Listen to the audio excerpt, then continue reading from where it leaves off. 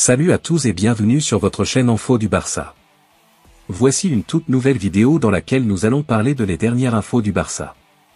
Voici les grands points nous allons développer. Premièrement, la priorité du Barça cet été dévoilée. Ensuite, Laporta fixe un ultimatum à De Jong et à Araujo. Et, la crainte de voir Yamal subir la même blessure que Neymar. Et d'autres infos du Barça. Je vous explique tous dans quelques secondes. Donc, restez jusqu'à la fin de la vidéo pour ne rien manquer.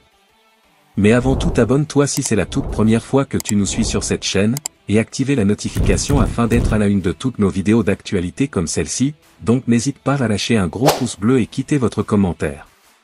Si c'est fait les amis, on y va. Le plus gros défaut du Barça de Flick identifié. Rouleau compresseur pendant plusieurs mois, le FC Barcelone d'Hansi Flick a marqué le pas ces dernières semaines. Le week-end dernier, le FC Barcelone a manqué une occasion de prendre de l'avance en tête de la Liga, avec sa défaite à domicile face à Leganés 0-1. Avec une seule victoire sur les 6 derniers matchs en championnat, le Barça est dans le dur, et peut craindre l'Atlético et le Real Madrid, qui ont un match en moins. Et cette statistique ne va sans doute pas rassurer les hommes d'Hansi Flick. En effet, depuis le 27 août dernier face au Rayo Vallecano, le FC Barcelone n'a plus réussi à s'imposer après avoir encaissé le premier but. Sur les 7 derniers matchs où les Blaugrana ont été menés au score, ils ne sont plus parvenus à renverser la situation. Des grosses difficultés qui expliquent clairement la mauvaise passe actuelle en Catalogne. L'autre information. Le message fort du staff est Flick pour Gavi. Depuis son retour de blessure, Gavi peine à retrouver son véritable niveau dans l'entrejeu. Gavi traverse une période délicate depuis son retour après une longue blessure qui l'a éloigné pendant un an des terrains suite à sa rupture du ligament croisé fin 2023.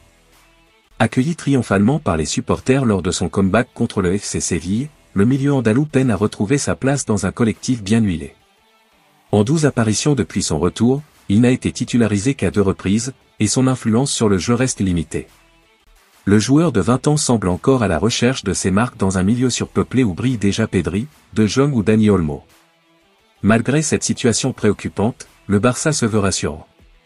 Selon le staff et la direction sportive, cette période d'adaptation fait partie d'un processus naturel après une année d'absence, comme l'avance le quotidien sport. Hansi Flick, admiratif du profil de Gavi, reste confiant quant à son retour au sommet. Le club affiche également son optimisme quant à l'avenir du jeune prodige, des discussions sont en cours pour prolonger son contrat jusqu'en 2030. Mais en attendant, le Barça espère voir Gavi retrouver rapidement son influence, indispensable pour la compétitivité d'un effectif en quête de stabilité. L'autre information. Une nouvelle petite rejoint le club. Ibrahim Diarra, ailier malien de 18 ans, rejoint Barcelone pour 1,7 million d'euros. Son parcours et les ambitions du club catalan. Le FC Barcelone a officialisé l'arrivée d'Ibrahim Diarra, jeune prodige malien de 18 ans, en provenance de l'Académie Africa Foot. Ce transfert, évalué à 1,7 million d'euros, marque une étape clé pour ce talentueux ailier droit. Sous contrat jusqu'en 2028, il débutera avec l'équipe de Barcelone B, une structure idéale pour développer son potentiel. Ibrahim Diarra est reconnu pour sa technique, sa rapidité et sa précision devant le but. Ces qualités lui ont permis de briller dans son académie et d'attirer l'attention des recruteurs catalans. Ce transfert représente une opportunité pour ce jeune joueur de démontrer son talent au sein d'un des plus grands clubs européens. Avec cette signature, Diarra franchit une nouvelle étape dans sa carrière. Il renforce l'image croissante de l'Afrique comme un vivier de talents footballistiques. Son intégration à Barcelone B constitue une première marche vers l'élite du football mondial. Le transfert d'Ibrahim Diarra s'inscrit dans la stratégie proactive de Joan Laporta et de son équipe pour identifier et recruter les meilleurs jeunes talents. Malgré une académie interne reconnue pour produire des joueurs exceptionnels, le FC Barcelone continue de se renforcer grâce à des acquisitions prometteuses. L'avenir semble prometteur pour Ibrahim Diarra. S'il parvient à s'imposer au sein de Barcelone B, il pourrait rapidement rejoindre l'équipe première et suivre les traces de légende du club.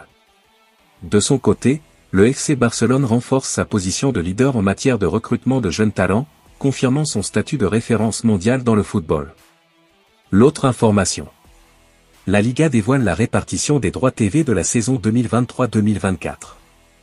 La Liga vient de lever le voile sur la répartition des revenus télévisuels pour la saison 2023-2024, un mécanisme aussi complexe que stratégique qui démontre que le football est bien plus qu'un simple sport. Avec un montant total de 1,498 milliards d'euros répartis entre première et deuxième division, le classement des clubs révèle des dynamiques économiques diamétralement opposées entre les plus gros clubs et les modestes. Le FC Barcelone domine ce classement avec 162,49 millions d'euros, devançant le Real Madrid 159,55 millions dans un écart de moins de 3 millions. Ce classement ne se résume pas à un simple palmarès sportif. La Liga a instauré un système de répartition plurifactoriel, prenant en compte non seulement les performances sportives, mais aussi l'implantation sociale, les audiences et la qualité des retransmissions.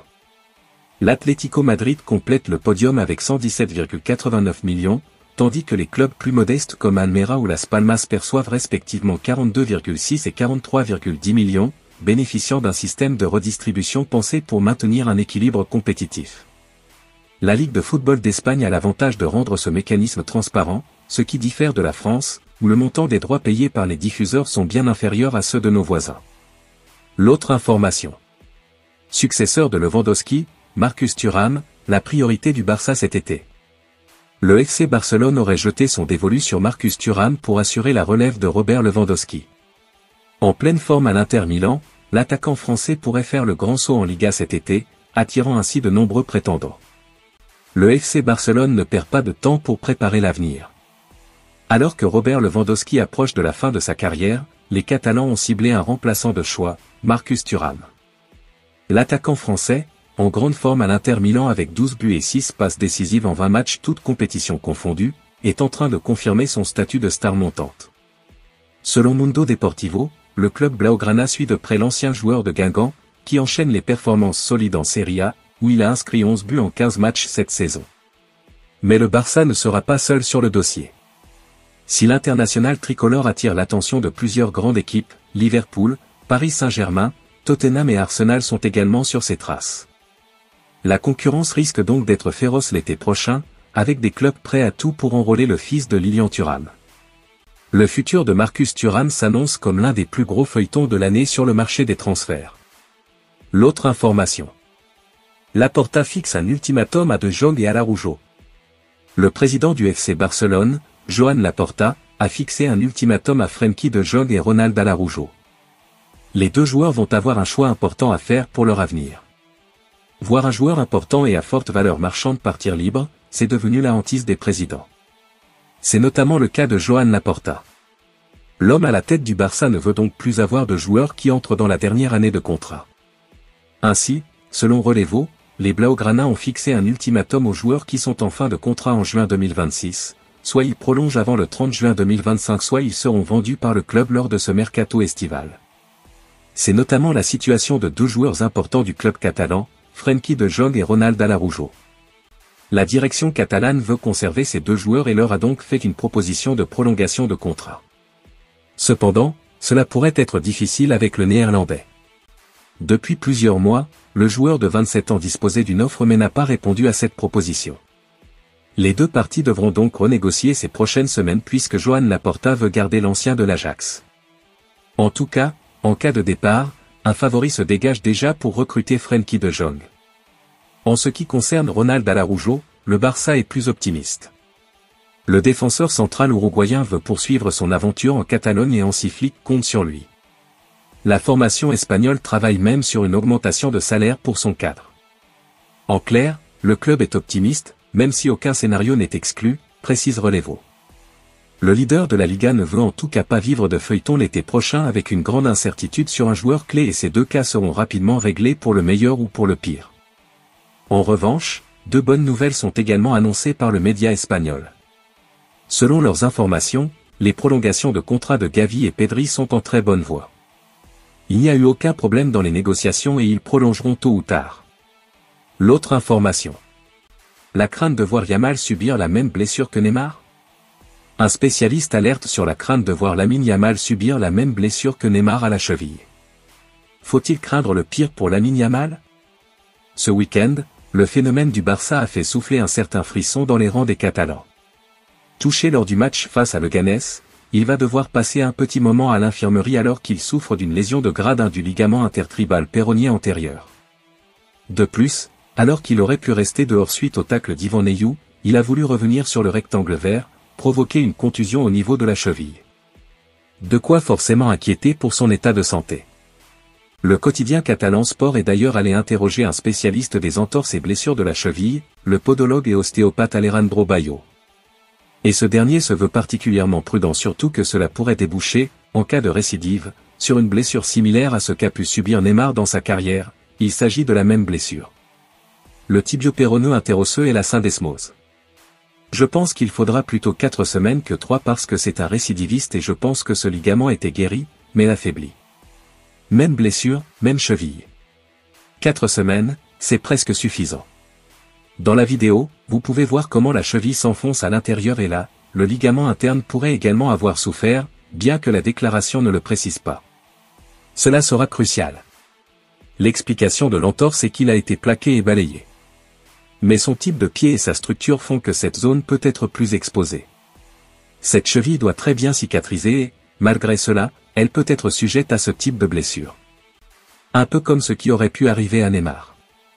Ce type de joueur qui reçoit beaucoup de coups et qui, en raison de son type de jambe, peut être une zone de faiblesse, a-t-il expliqué. Rien de très rassurant.